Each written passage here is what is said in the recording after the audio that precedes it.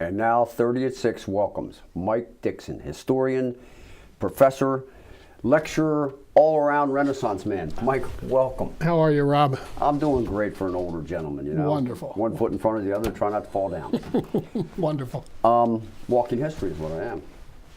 Just had a birthday, and I'm glad that we're talking about historical stuff because I can relate, having lived through a lot of it. That's interesting, yeah. So what are you going to educate us and talk to us about tonight? Well, what do you know about the Mason-Dixon line? What do I know? I know it's around here somewhere, okay?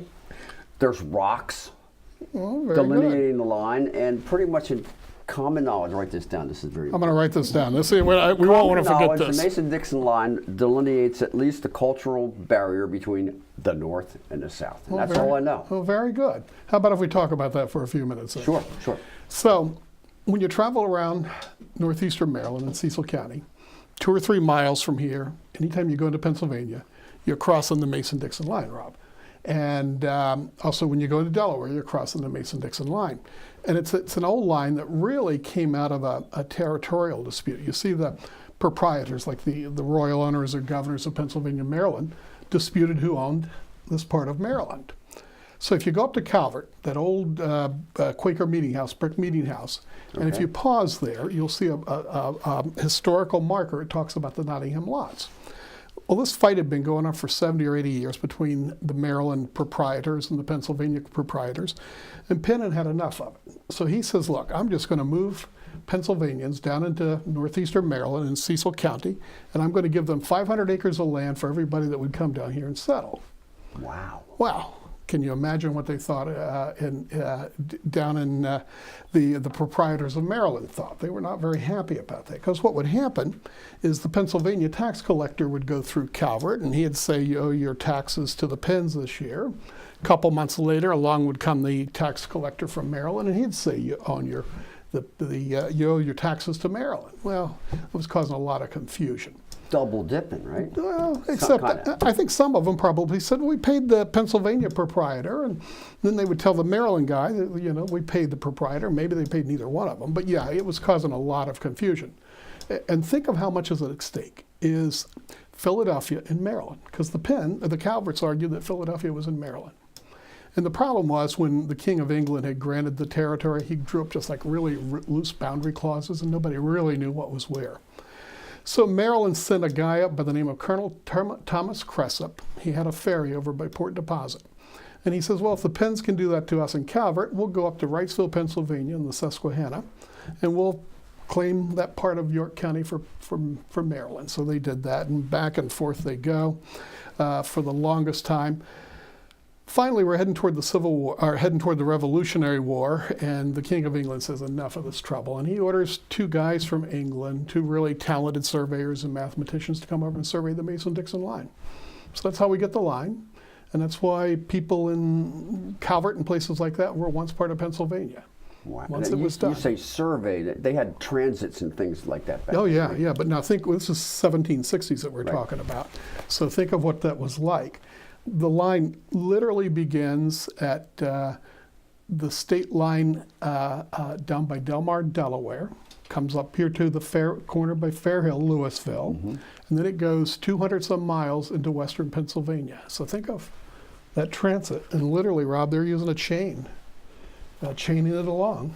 And that's a lot of like cutting through underbrush and stuff like that. Think of those western mountains as they got out west of Gettysburg and places like that, yeah. Of course, you brought up an interesting thing, the cultural meaning. What did you mean by that? Well, I remember as a kid, my mom we'd ride by and cross the Mason-Dixon line. She goes, well, you're down south now, Yeah. Cross the Mason-Dixon line, we're down south. Yeah, yeah.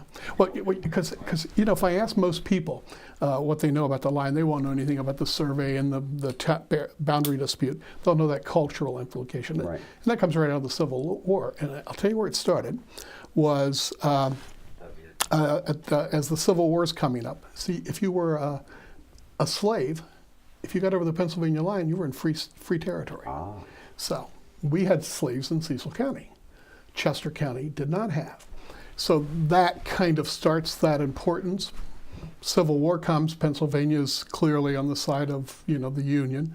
Maryland was up in the air. We'll eventually decide to go with the Union, but it was mixed, and there were a number of Confederates who will leave here, people who will leave to fight in the Confederate Army. And so that's kind of where the thing about Dixie or the South starts here. How about that? So the Underground Railroad, once a slave crossed over the Mason-Dixon line, they were good to go. Yeah, well, yeah, basically. So here, if you were caught escaping, the sheriff's going to take you to the county jail in Elkton. You're going to be sent back to wherever you came from, and you're in a world of trouble. But once you got in Pennsylvania, there was a great deal of safety because the state had had banished slavery in 1800. Those Quakers were protective of it. So that was that sharp demarcation line that we see leads us up to the Civil War. And the line still means something to us today at a certain level. And Mike, I got to tell you, my wife and I belong to the Historical Society, the Inkwell, your quarterly publication. And it's chock full of wonderful information. I highly recommend folks out there to join the Cecil County Historical Society. It's how much a year? $20. $20. And you can come every first Friday to the Historical Society on Main Street in Elkton. They lay out a spread of food and drink. They talk about all kinds of cool stuff, and they have a current exhibit. What's your current exhibit right now? Fashions through the decades or generations. What a deal. Yeah. And the newsletter 4 times a year, so yeah, it's a good deal. You know, they say, what did they say? If you don't understand history, you're doomed to repeat it. Yeah, for sure. Well, there's some good parts of history I'd like to repeat anyway, you know? And we're always glad to have you on the show, Mike. Well, thank you. Pleasure seeing you again.